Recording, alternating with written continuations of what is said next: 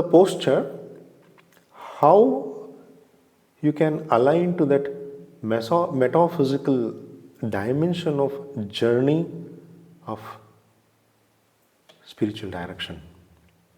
Metaphysical journey, how you can make using the physicality. There we need to understand. For this we can take an example. Suppose if you are practicing posture, take any positioning of the body. If you take the concept of effort, let's say. What is effort? To what extent you can reach, that is effort. See, if I stretch my hand, I can reach up to here. Up to here, my effort. Oh, Vijay is putting all his effort, he stretched all his hands. Where my effort goes, up to there, I am. Even with the thought, up to where, to what extent I can think, that's my effort.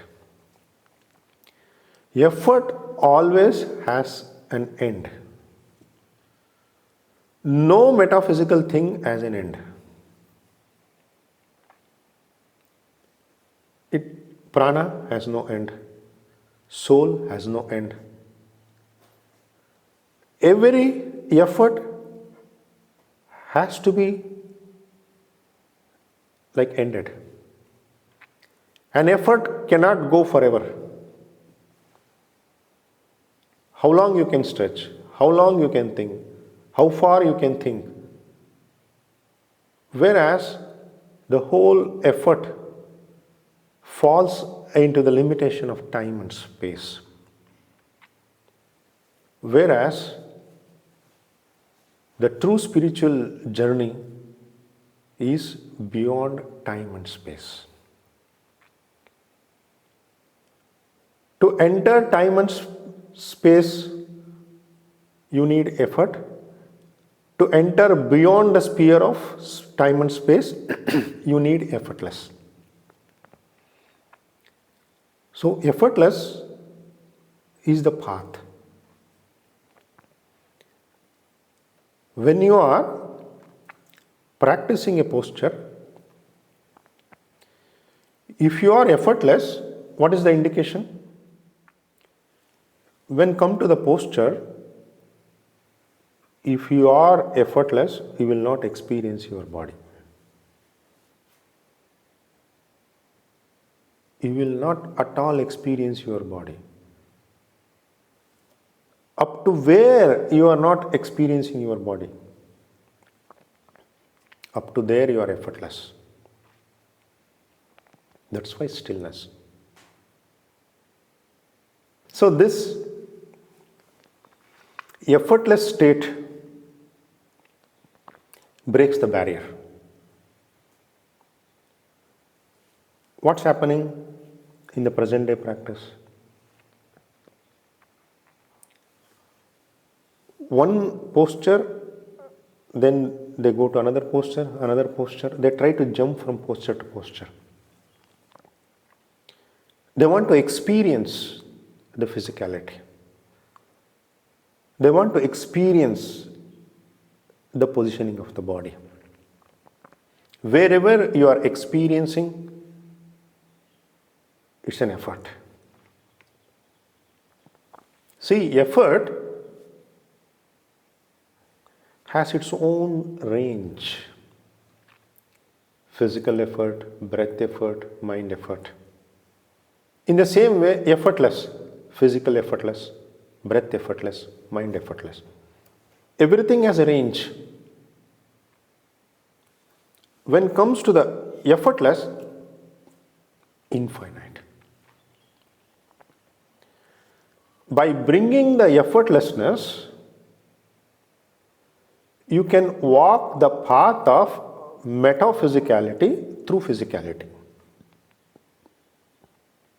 But how many yoga practitioners are doing? Even when somebody comes to a asana class, posture class, suppose imagine if teacher is giving only 3 postures for 1 hour.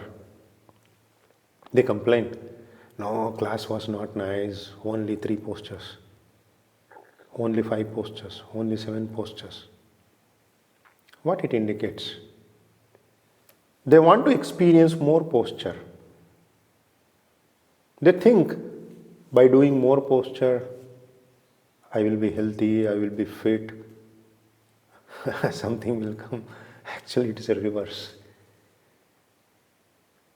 If you wish to stay healthy, basically you need to correct the metaphysical state. What is producing the physical state? What is manifesting the physical state? For that, the journey has to happen from physicality to metaphysical expression, from effort to effortless. So the whole practice is going on reverse. Even many people normally say, oh, I completed this series, I completed so many postures. They measure their achievement or sadhana or practice through what they are able to experience. Direction is lost. Whereas, to what extent you could not experience. Because when it comes to the experiencing, you can experience only one thing. Whereas, when you are not putting any effort to experience, happening has no limit. If I ask you, what is happening? A drop of water is also happening, an ocean is happening, a galaxy is happening. There is no limit for an happening. But when it comes to experience, it's limited. Oh, I experienced this, I experienced that. To merge into happening through effortless, that is ananta samapatibhyam. What Patanjali brings, meaning that infinite dimensional merging. So this way of making a journey from physicality to metaphysical dimension is very, very, very crucial in the practice of yoga. It applies to breathing also. It applies to breathing in the sense the practice of pranayama. It applies to meditation also. You cannot tell, oh, I breathe heavily, or I breathe so long, I breathe so deep, I stretch my hand so long, I brought my forehead to the knee. So you can breathe very deep as a byproduct of proper practice of pranayama. You can stretch very naturally, you can bring your forehead to the knee. It's not a difficult thing in the practice of posture as a byproduct of your stillness, as a byproduct of merging of your individual physicality into the existential physicality. So these are all very natural byproducts. If you aim for it, you are aiming for an experience. If you are aiming for an experience, you are limited in the space and time.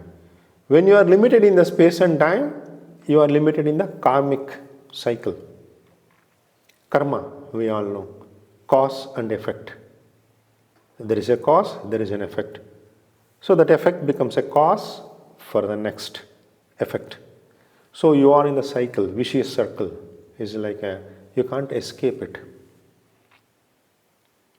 Ashuddhi kshaye, meaning the impurity will decrease, not when you are in karmic cycle. You have to make a new expression every moment. Happening is new. Every moment is new because it's happening. Nobody knows what happens in the next moment. You go and look at the sky and say, oh, after 1 minute, clouds will be in this shape. Tell me, anybody? $1 million. After 1 minute. Nobody can tell what shape the sky will be with the clouds. Life is like that. Happening is happening. That's it. The beauty of life is in the happening, not in the experiencing.